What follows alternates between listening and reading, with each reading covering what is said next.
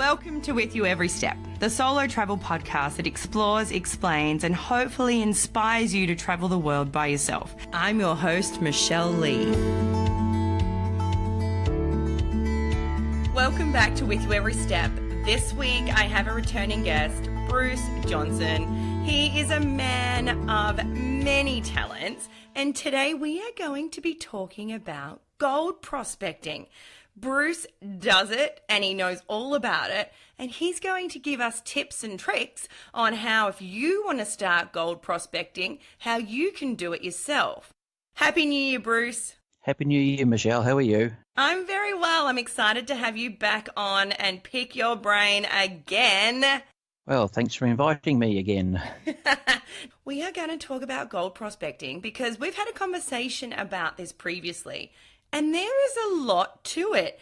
I just thought you can go get one of those machines, which you're going to explain all about because I know nothing about them, and then just go and hunt for gold. But it's not that easy. No, it's not easy to prospect in Victoria. Fossicking for gemstones as well. There's lots of rules and regulations, places where you can and cannot go on both private land and public Crown land. So private land, so your own land, you can't look for gold? Is that what you mean? Well, technically, to prospect for gold or gemstones on your own private land, you have to have a miner's right.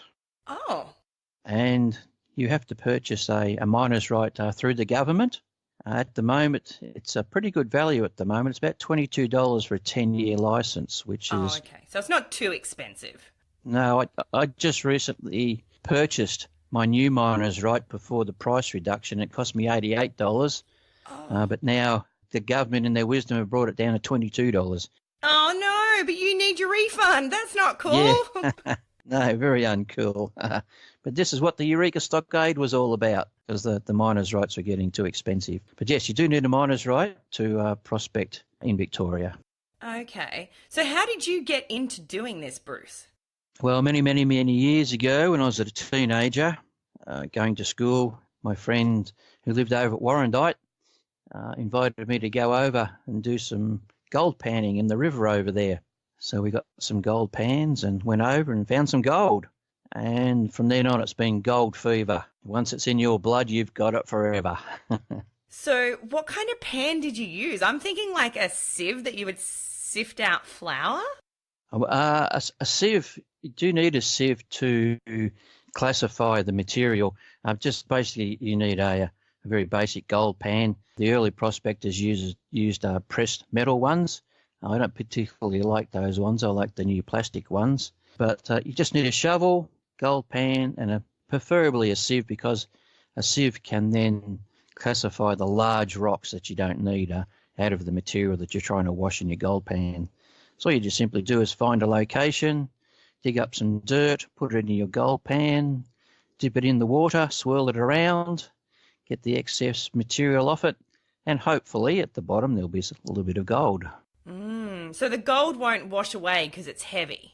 Yes, it's heavy, yes. With the metal pans, a lot of people really like the metal pans, but they only have a very simple lip around the outside, and the theory is that the gold will settle in that little lip.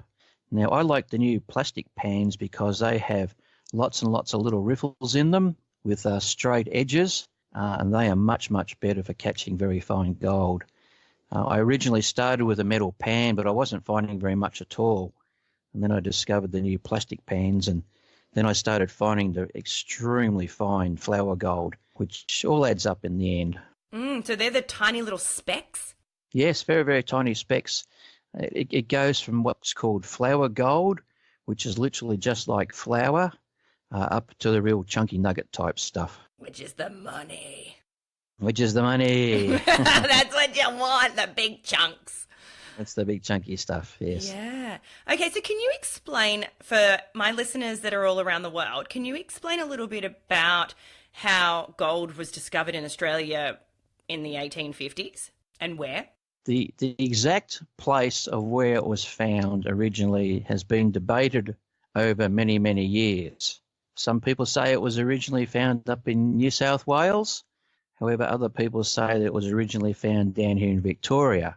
the government were very aware of the gold discoveries in America, and they were very, very keen for someone to discover gold here in Australia. So they put up a reward for the first person to find gold in Australia. And it was eventually found, as I say, a little bit controversial about exactly where it was found first, but I like to think it was found first in Victoria. And it didn't take very long for the news to get out. And of course, the gold rush took place. Many hundreds of thousands of people coming from different parts of the world, which caused lots and lots of people to travel around Victoria, and they continued to find new pockets of gold. And that was called a gold rush.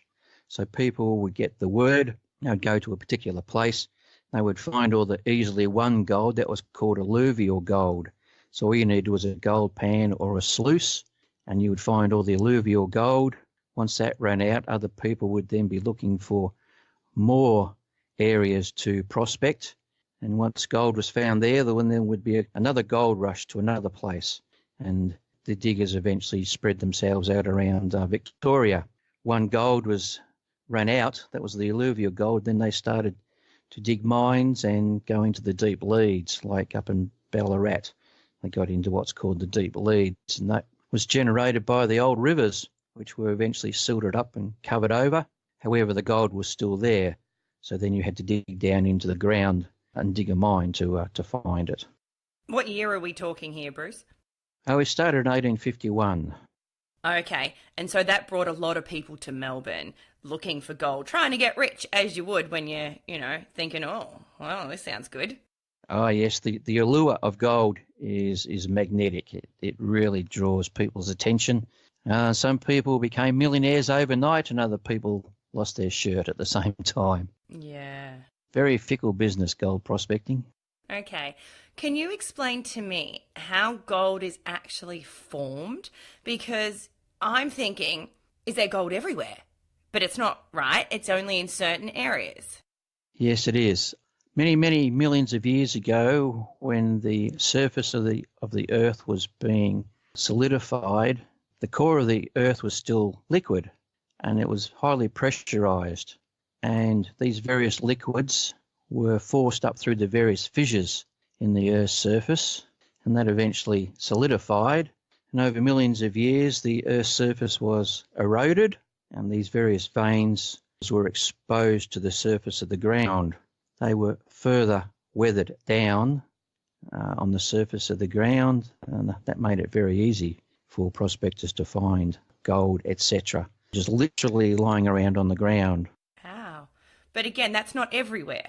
That's not everywhere, no. For whatever reason, there are different areas on the Earth's surface that are more prone to different types of minerals coming to the surface than others. It's a strange thing, but for example, up in New South Wales, a little place called Tibooburra, you can drive around up there and it's just desolate area. And then all of a sudden you'll come across these huge granite rocks, and it's all gold bearing. It's truly amazing. Oh, so that's a place that you go prospecting? I do. I've been to Tibooburra 4 times last year, and I found a whole 3 grams of gold up there using a metal detector. Okay, I was going to say, and how much gold did you find? 3 grams. Is 3 grams good? Well, it depends. It's better than nothing. But that 3 grams was made up of about 30 little pieces. So you need a lot of small pieces to make up huge weights of gold. And a lot of patience, I can imagine. It does take a lot of patience. You've got to put a lot of sweat into gold prospecting. It's not just something that you can roll up to a certain spot with your car, jump out, and then find lots and lots of gold. It takes lots of research, lots of time. Okay. And when you mean research, what do you mean by that? You can research old newspapers. You can research the old gold maps. It gives you an idea of where gold has been found in the past. For example, if you get one of Doug Stone's maps, have a look at it where all the reefs are marked, go to that particular place, you'll find the old diggings, you'll find the old mullock heaps, and that's an indicator that there used to be gold there, and there's a fair chance that there still might be some small pieces of gold still there today. Okay, so it wouldn't be that all the gold is gone because they've found it all. So there could be gold deeper down. Is that what you mean? Yes, yes. From what I understand, today in 2019, we're down to about the second layer of gold in the Earth's crust. The first layer was found in the 1800s, and we're now operating on the second layer of gold.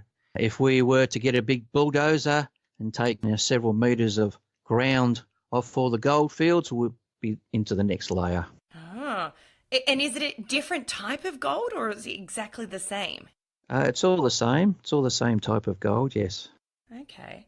If a gold reef has appeared like in a valley and it's eventually weathered away by the rain will wash the gold and other heavy materials down into the lowest part of the valley, which has typically got a river or creek in it, and it'll concentrate in that river or creek. So then the theory is all you have to do is dig up that material, pan it or sluice it, and you'll be able to find the gold there. Okay, so it wouldn't be up high because it's so heavy, it's kind of worked its way down to the lowest point.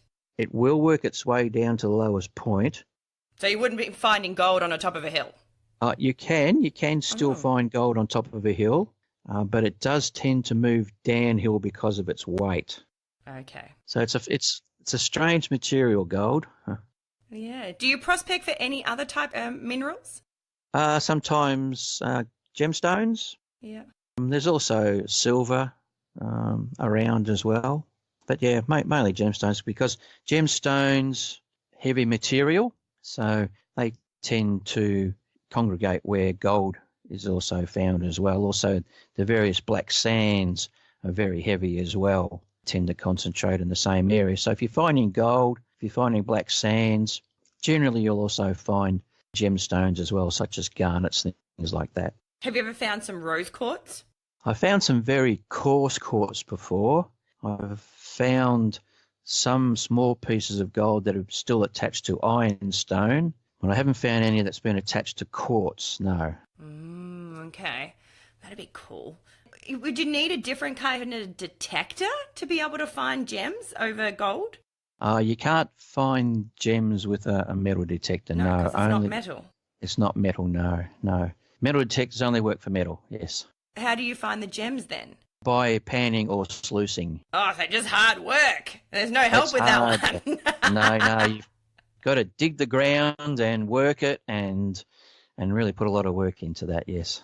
Okay, so let's kind of break it down now. So if you're wanting to do this, what's the first thing you need to do? You need to get your gold prospecting license, which you can buy for $22. That's right, yes. It's called a miner's right. A miner's right. Okay, I'll put the link for that in the description. Bruce has already sent me through all these links, so I will put that in the description. So then what's the next thing that you need to do? Okay, well, you need to decide what type of gold prospecting that you're going to do. If you're just going to do simple prospecting with a gold pan or a gold sluice, then you just need to acquire some maps, find out which creeks or rivers that you are legally allowed to prospect in. Hold on a second, Bruce. Where do you find these materials that you can use to go gold prospecting? I would have no idea. Do you just go on eBay? There's only a few places around Melbourne where you can buy gold prospecting equipment. A place called Miner's Den is one of them. Also, Aussie Disposals have plastic gold pans as well, and they have picks and shovels, etc. So really there's the Miner's Den, Aussie Disposals. Okay, and is there online sites as well that you can purchase these items? There's one or two. There's not a huge number of them. Okay. But if you just Google gold prospecting equipment and just see what pops up. Okay. So then how do you know? So you've got your equipment. Hold on. We haven't spoken about those big things. What's that big, the metal detector? Because there's different sizes, isn't there? There is. There's different sizes and different types. There's basically two different types of metal detector that you can use for gold prospecting. One is what's called a VLF machine, and the other one is a pulse induction machine. The VLF machine has advantages over a pulse induction machine, and also a pulse induction machine has other advantages over a VLF machine. Now, a VLF machine is a generic name for a particular type of metal detector that operates between 5 and 70 kilohertz. A pulse induction machine get much better depth with one of those types of machines, and it all just depends on how much you want to spend on one as well. You can spend up to $10,000. Oh my golly gosh, really? Yes, 10 grand. Whoa, I suppose though, if you're like intense on finding gold, you might find more gold than it's worth, and then it's worth spending 10 grand. But then that's a risk, right? It's a gamble. It is an absolute gamble. There is absolutely no guarantee that you're ever going to find anything worthwhile out in the gold fields. So it is a big gamble. Wow. And that's the reason why you've got to put a lot of work into it. Yeah, especially if you're spending 10 grand on a machine. Yes. You don't have to spend that much. Yeah. You can pick up a reasonably good second-hand machine for between $3,000 to $4,000. Is that a cheap one? It's one that you would want to buy if you actually want to find gold. Okay, so the really cheap ones probably won't help you find anything. It will help you find metal. So like a ring top from a Coca-Cola can? Is that what you mean? Yes. Yeah, there's all sorts of junk out on the gold fields, bottle caps, all sorts of metal, iron metal especially from the old gold prospecting equipment. You'll find things like boot nails, coins, all sorts of stuff like that. Have you found anything else that's really cool that's not gold? I found a few coins. What, do you know what years? Did they have a year on them? Well, it's in the 1840s. Oh, that's cool. Also a shop token. Oh, what's a shop token? In the early days, rather than pay their employees money, they would give them tokens, which they could then use to purchase food and drink, things like that, in the shop that they were working at. And they're very collectible, these tokens. And I found one of those. That's cool. I've never heard of that before. Yes, it's an old system that they used to use. Yeah. So, like I say, rather than paying their employees in money, they just paid them in tokens. Yeah, okay. I'm still a little bit stuck on the $3,000 to $4,000 for a machine that's going to find you gold. Whoa! Yes. I did not realise it would be that expensive. Yes, you can go cheaper. You can pick up a unit around about $1,000 as well. But you really do pay for what you get. And if you really want to get serious, you do have to buy a reasonable type of gold metal detector to find what you're looking for. Okay, I'm not sponsored by anyone for this podcast, but I would like you to tell me, Bruce, what brand do you use? If someone is wanting to be serious, then they know kind of what you think is a good one. Okay, well, I own 20 metal detectors. Do you really? I do. And the main gold machines are MineLab, Garrett, and White's. Okay, so they're the ones that you live by? Yes, they're the ones that work. Okay. All right, can you just say that one more time? What were they? Okay, the three brands are MineLab, Garrett, and White's. Okay, so if you are wanting to get into gold prospecting, they're the three brands that Bruce recommends. And if Bruce recommends them, then I think it's a safe bet, seeing that he's got 20 of them. Oh, Bruce, you're amazing. Okay, now we've got our gear. We're ready to go. So now we need to know where we can do this, because it's illegal to go and do this, right? Yes. Like I say, you've got to have a miner's right to begin with, and then you are only allowed to prospect where you are allowed to go, because the government have made it very, very difficult over the last 10 or 20 years. If you want to go just simple gold panning, you have to make sure that it's not an exempted river or creek, because gold prospecting is banned. For example, once upon a time you could go to the Yarra River, but now it's gold prospecting in the Yarra is banned. Why? Do you know why? Why are they banning it? Mainly because of the greenies. Okay, so they think it damages something? They have this impression that recreational prospecting damages the environment, and that's not true at all. All you're doing is moving a little bit of soil, a little bit of ground. The rivers are much more eroded in a flood than whatever material prospectors move. So in the government's wisdom, they have banned prospecting a lot of creeks and rivers around Melbourne. So unfortunately, you've got to go into the country a little bit. For example, Beechworth, you can pan for gold up in the Reedy Creek up in Beechworth. Oh, and so when you go up there, is there a lot of people panning for gold? There can be. There certainly can be. Really? How many is a lot of people though, Bruce? My vision is probably different than what the reality is. Well, once upon a time, when the gold rush was up there was 10,000 people up there at Beechworth.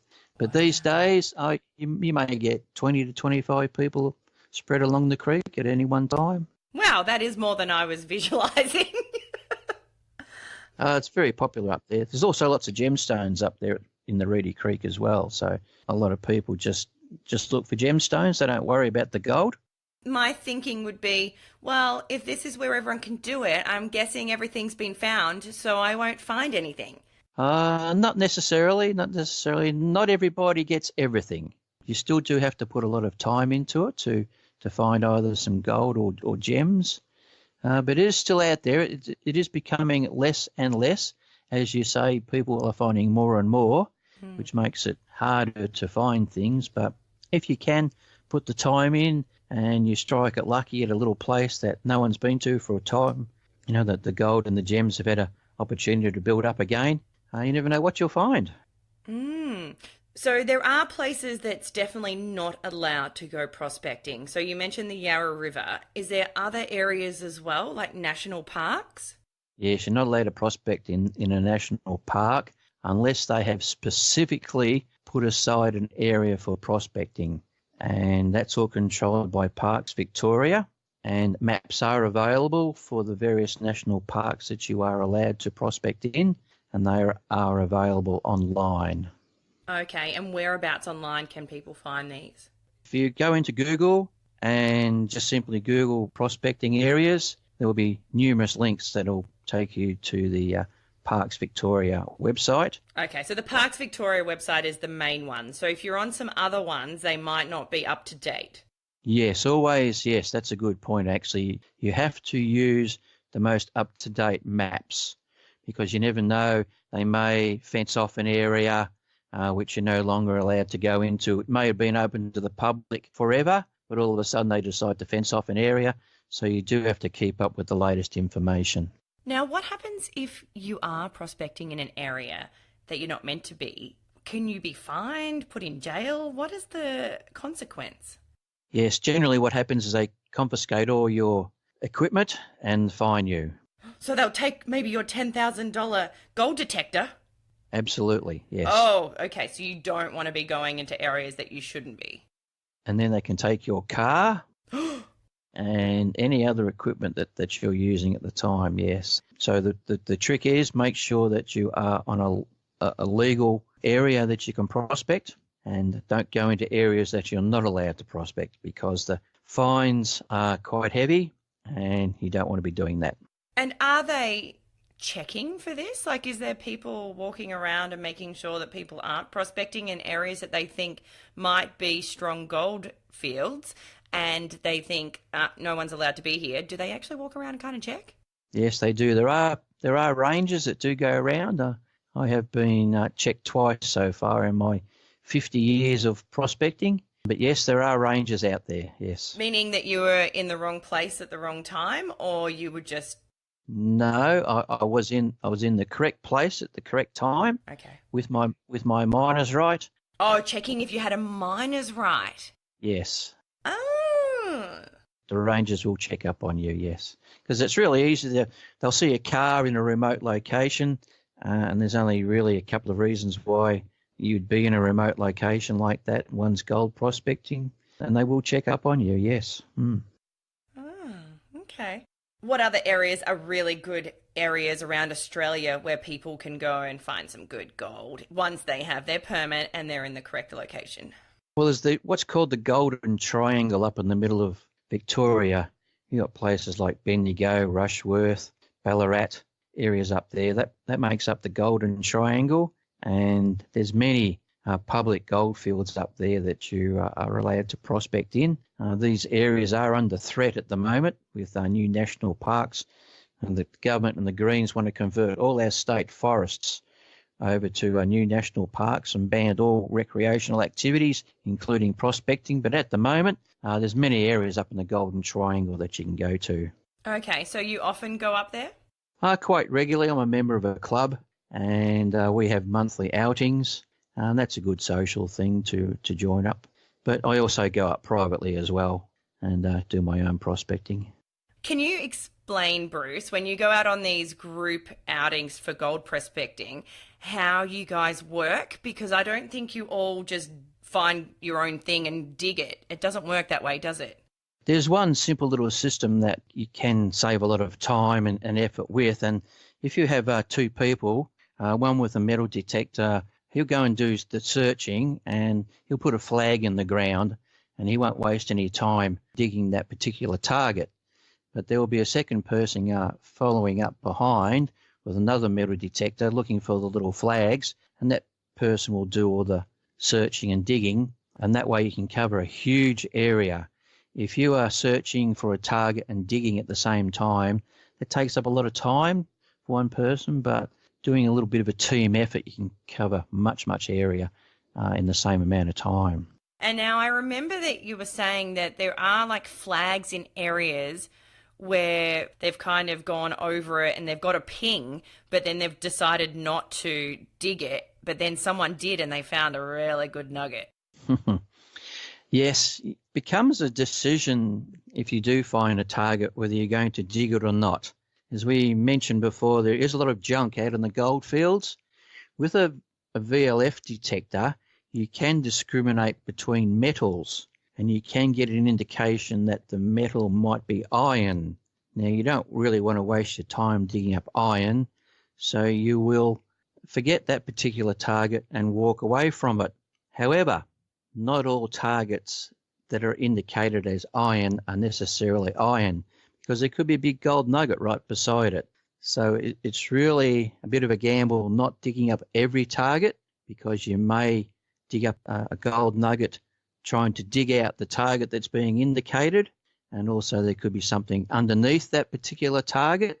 So it really is a gamble. So I have seen before where people have dug targets out of the ground, not rechecked the hole, and there's been a gold nugget sitting in the bottom of it. I've also seen before where a person has dug a nugget out of the ground, not rechecked it, and there's been other nuggets in the hole as well. So it may not necessarily be junk, but there's only one way to find out, and you have to dig every target. What is the biggest nugget you've seen someone find? 10-ounce nugget. It was the size of my fist. How much was that worth, Bruce? At the moment, it's about 1,200 Australian dollars an ounce.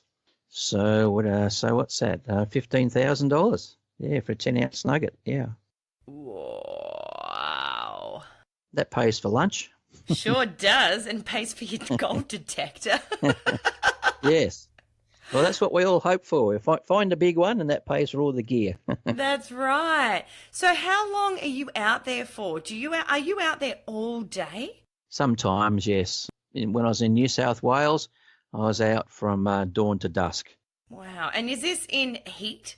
Well, Tibooburra gets very hot. They've been having a big run of 40 degrees up there at the moment. I only go up there in the winter time when it's freezing. But it can be in the heat at the moment. We're having 40-degree day today. Today is not the day to be out gold prospecting, I can tell you. Some people do it, but you've got to be very, very keen. Yeah. Wow. Is there anything else that people need to know about gold prospecting before they decide to go out there and start doing it and trying to get rich? I hope everybody can do this. I know it was a thing that my dad and his friend would say, is that when they retired, they would want to go and get a gold prospector and go out gold prospecting. I didn't know there was so much to it, though. I thought you could just buy a cheap one and go out and then wherever you wanted. No, it doesn't quite work that way, unfortunately. I came across two young school kids up at Hoddles Creek, which is up in the Yarra Valley, and they were panning for gold, and their aim was to find enough gold to buy 2 bicycles. Aww. So all different people have different aims. Did they have a license? No, they're only about 12, these guys, no. Well, they would have their pan taken off them. They better be careful. Yeah, there is an age limit. I think it's 16, I think. You've got to be under. If you're under 16, you don't need a miner's right. Oh, so you can send all your kids out. You can slave labour. Yes, kiddie labour. Go find me some gold, child. So there are a few things you need to be aware of when you're out in the bush. You've got to be very aware of your environment. You've got to be aware of old mine shafts, that you don't fall down mine shafts. Oh. The old timers dug some very, very deep mine shafts, and the undergrowth will grow over them. They can be covered over with just bark and things like that, so you get an undergrowth build up over it. So you do have to be very careful that you're not going to stand on an old mine shaft and fall down it. There's no covering. How did the mine shafts work? Well, what would happen is the old timers would just simply walk around the bush, look for indicators such as a quartz reef, and start digging. And they would take samples of the material. If they found gold in it, well, then they'll come back and follow the reef and process the material, usually through a crusher. They'd crush the material to get the gold out of. And they dug a lot of shafts around creek beds and old rivers, and they would dig down to the old riverbed where the gold was concentrated, and then they would dig that material up and wash it or crush it. But you can see the old mullock heaps as you go around the gold field. You see the old mullock heaps. And people don't dig holes for nothing. You've got to dig a hole for some reason. And generally that reason was there was gold in that particular area. So if you're seeing a lot of old mines shafts, that means that there was gold there at some point. Yes, there was a good probability that there were gold in the area, and the old timers were digging it up. And the other thing that you've got to be very careful of out there is snakes. Absolutely, especially in Australia. Yes, we've got the 9 most deadliest snakes in the world, and a lot of them are out in our bush, so you've got to be very careful walking through the thick undergrowth. Do you wear special clothes when you go out doing this, Bruce? Wear snake gaiters. They're a strap-on. They're like they're a strap-on what, Bruce? Finish that sentence. What were you going to say? What are these snake gaiters? I've never heard of them. Okay, they're like cricket pads. Ah. They just strap onto your leg. Oh, there we go. Okay, yep. and and these snake gaiters stop you from being bitten on the leg. Only just simple. Usually they're made of canvas. These days are some sort of synthetic material, and they just strap onto the bottom part of your leg below the knee, and that stops the snakes from biting you. So do you wear them every time you go out? Not all the time. It depends on the undergrowth. A lot of the goldfields you go into, it's just all stones and rocks. You can obviously see any snakes then. But when you're in grassy areas and low shrubs, low scrub, things like that, then I'll wear the gaiters then. Have you ever come across a snake that's been really close to you? Yes, if there's a snake within 10 kilometres of me, it will find me. Really? So you see them quite often? I'm a snake magnet. Oh, yes, there's all sorts of things out in the bush. And that's scary too. I don't like snakes. No, and how is the best way for someone to deal with that if they do see one? Do you just stop and not move? Stand still. It depends on what the snake's doing. If it's right beside you, just stand perfectly still. Hopefully it will move away by itself. If there's some distance between you and the snake, just slowly back away. Mm. Do not try and kill it. Oh, no. Many people have been bitten and died through trying to kill snakes. It's just better to back away from it, let it go, and then move yourself somewhere else. Yes. Yeah, and you're going into their home, so that's not nice. I don't agree with killing them. No, it's their house. But I also think you've got to protect yourself and you've got to be smart. And like you said, stop or move away.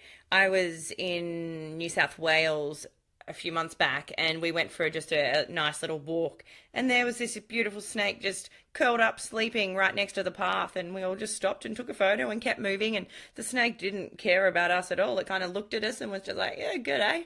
And then we kept moving. So I don't think their intention is to hurt you either. No, if they're backed into a corner, they will protect themselves. Mm-hmm. Generally, they'll try and escape from you. But it also depends on the type of snake as well. If you come up against a king brown or a tiger snake, they will have a go at you because they are very aggressive. Mm. These are some of the world's most dangerous that we're talking about here. They are. A tiger snake will actually get up on the low brush and chase you through the brush. They're Will very, it very really? aggressive. Yes. Have you I've been seen chased that. before? I have, and it is scary, and I do not like it, yes. Oh, how far does it chase you?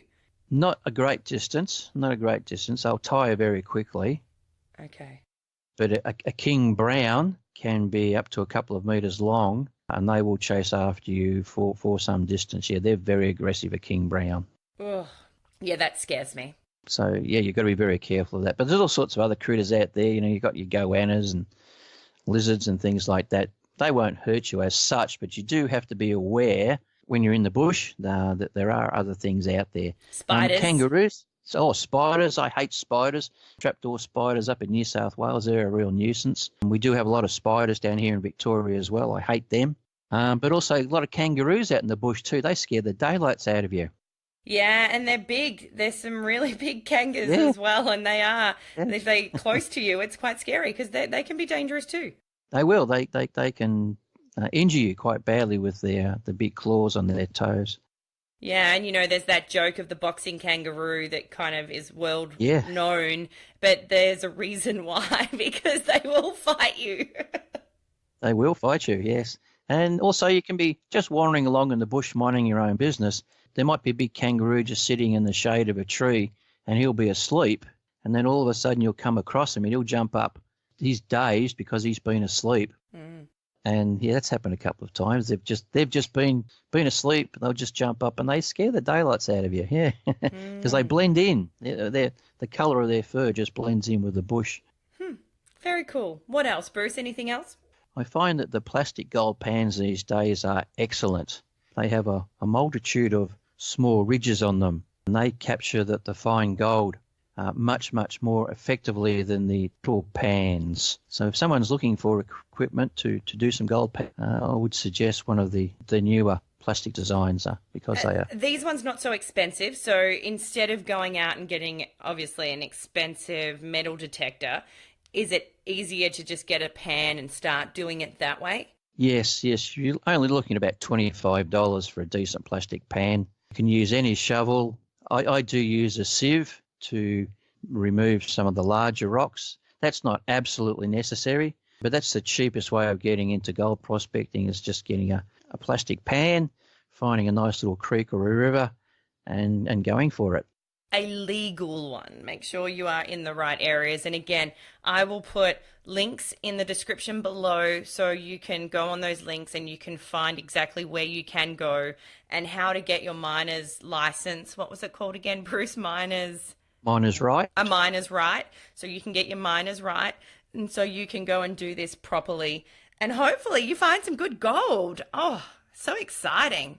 Yes, and always have a really good look inside your pan before you throw anything out, because could always be gemstones hiding in there. Yeah. Well, have you travelled around the world doing this, Bruce? Like, is there places in other countries that you would like to go to try and find gold? I'd like to go to America and also Spain as well. There's some good gold fields over there, but I'd like to go to America. A lot of gold fields in the States. Whereabouts in the States are they?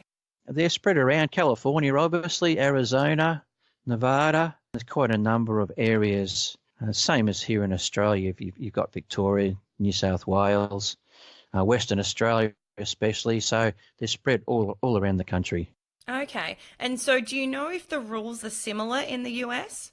They have different rules over there, a lot more liberal rules than we do over here, and they do vary from state to state as well. So once again, you've just got to check on the local rules and regulations over there. And so the other place was Spain that you mentioned? Yes. There's areas in Spain that has good alluvial gold. Ooh. What does that mean? What's that word you said? Alluvial? Yeah. That just means the gravels and the dirts that accumulate on the surface. If you go to a creek, for example, you'll find all the alluvial wash just sitting on the surface of the bottom of the creek there. You just dig down to where the black sands are. That's the heavy material, and then start panning from there. Okay. And anywhere in particular in Spain that you know of that's quite a good area? I've been invited over there, but I can't pronounce the name of the name of the town. Okay. All right. Well, thank you so much, Bruce. That has been amazing. And I hope that we have given you some tips that if you are wanting to go out and gold prospect all around in the US, Spain, Australia, that you can go and do it in a safe way. Again, make sure you are following the rules. Please look after the environment. Don't leave your plastics. Don't leave rubbish behind. Take it all with you.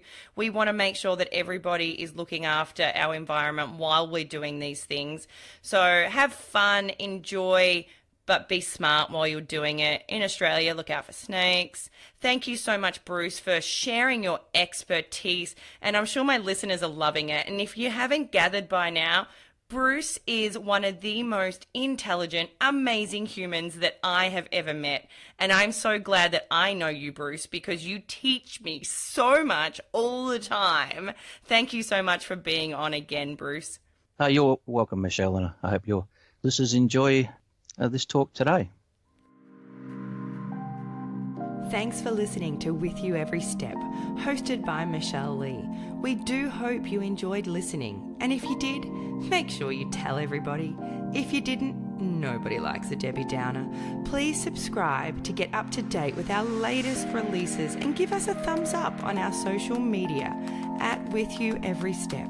We love to hear from you. If you have any questions or inquiries, head to the Contact Us page at our website, michellelee.com.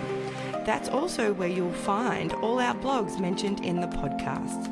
We love to hear from you, and if we have inspired you to travel, thanks for listening. Love life and adventure on.